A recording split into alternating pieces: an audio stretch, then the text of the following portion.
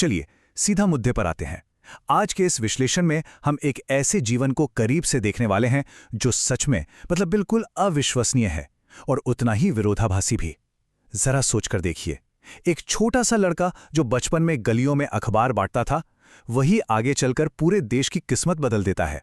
मिसाइलें बनाता है, सैटेलाइट अंतरिक्ष में भेजता है और फिर पूरे भारत का पीपल्स प्रेसिडेंट बन जाता है। लेकिन सबसे चौंकाने वाली बात क्या है पता है? इतनी ताकत, इतनी शोहरत, और उनके पास अपना कहने के लिए एक घर तक नहीं था। जी हां, हम बात कर रहे हैं एपीजे अब्दुल कलाम की। एक ऐसा इंसान जिसने विज्ञान को अपना मिशन बनाया और सचमुच सपनों को हकीकत में बदल दिया। और यही वो सबसे बड़ा विरोधाभास है जिसे हम समझने की कोशिश कर रहे हैं।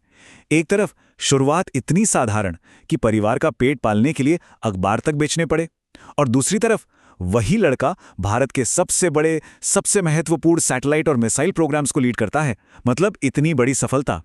लेकिन इन सब के बावजूद अंत में उनके पास खुद का कुछ भी नहीं था। कोई इंसान इतनी ऊंचाइयों को छूने के बाद भी इतना जमीन से जुड़ा कैसे रह सकता है? चलिए इसे थोड़ा गहराई से समझते हैं। भाग एक, अखबार बेचने वाले से एक दूरदर्शी तक का सफर। अब 15 अक्टूबर 1931 को तमिलनाडु के एक बहुत ही छोटे से द्वीप शहर रामेश्वरम में उनका जन्म हुआ था।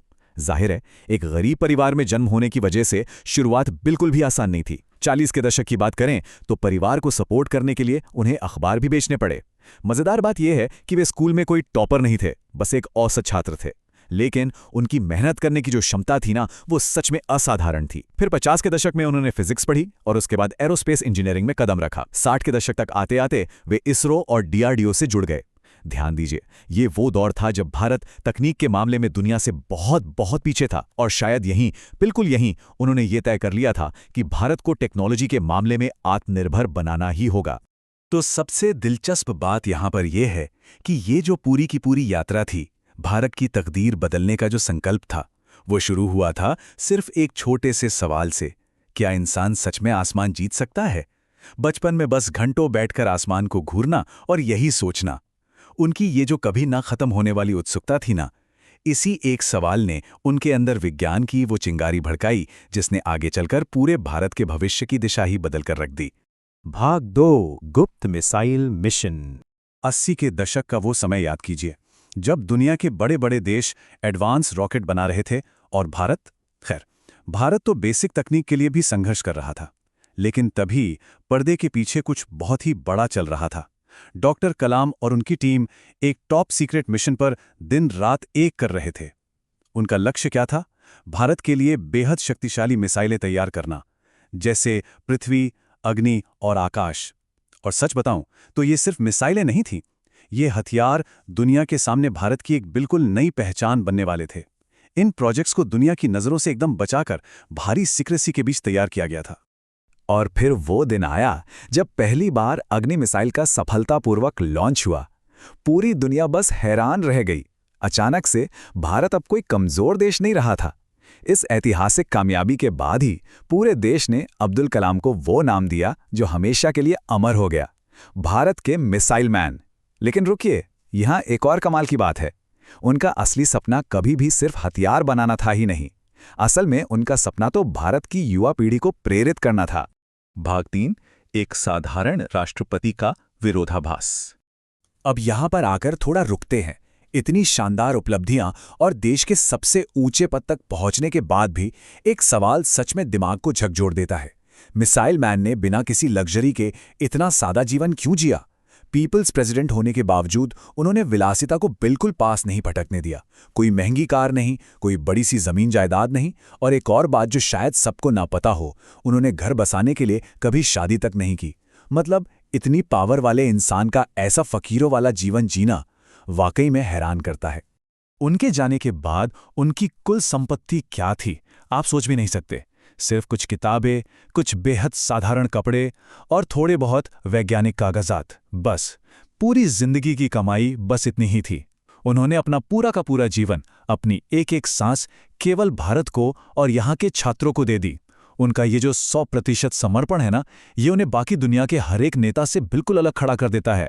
और इसी से ये रहस्य और गहरा हो जाता है कि आखिर भौतिक सुख सुविधाओं के उनके लिए कोई मायने क्यों नहीं थे। भाग 4, इस सादगी के पीछे के सिद्धांत। चलिए 3 मुख्य थ्योरीज पर नजर डालते हैं। तो पहला सिद्धांत ये कहता है कि विज्ञान ही उनका सच्चा प्यार था, और कई जानकार मानते भी यही हैं कि कलाम साहब के लिए विज्ञान के अलावा कुछ था ही नहीं।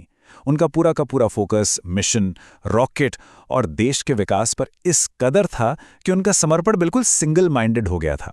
इस थ्योरी की माने तो उनके पास अपनी पर्सनल लाइफ या सुख सुविधाओं के बारे में सोचने के लिए न तो वक्त था, और सच कहूं तो शायद न ही कोई इच्छा थी। अब आते हैं दूसरे सिद्धांत पर, जो थोड़ा और गहरा है। एक आध्यात्मिक विचारक। डॉक्टर कलाम अंदर से बहुत गहराई से जुड़े हुए एक आध्यात्मिक व्यक्ति थे।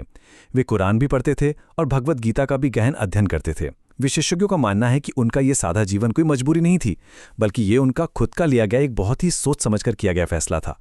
अपने गहरे दर्शन की वजह से उन्होंने सत्ता और अहंकार से खुद को कोसों दूर रखने के लिए ही विनम्रता का ये रास्ता चुना था। और अब ये आखिरी और सबसे रहस्यमयी सिद्धांत, एक गुप्त रणनीतिकार। कुछ इतिहासकारों का तो यहां तक मानना है कि भारत के परमाणु और मिसाइल प्रोग्राम्स में डॉक्टर कलाम का जो रोल था वो उससे कहीं कहीं ज्यादा बड़ा था जो हमें बताया गया है। वे एक ऐसे मिशन पर थे जो सीधे सीधे देश की सुरक्षा और स्ट्रैटेजी से जुड़ा था। उनके कई मिशंस तो आज भी, जी हां, आज भी पूरी तरह से क्लासिफाइड हैं।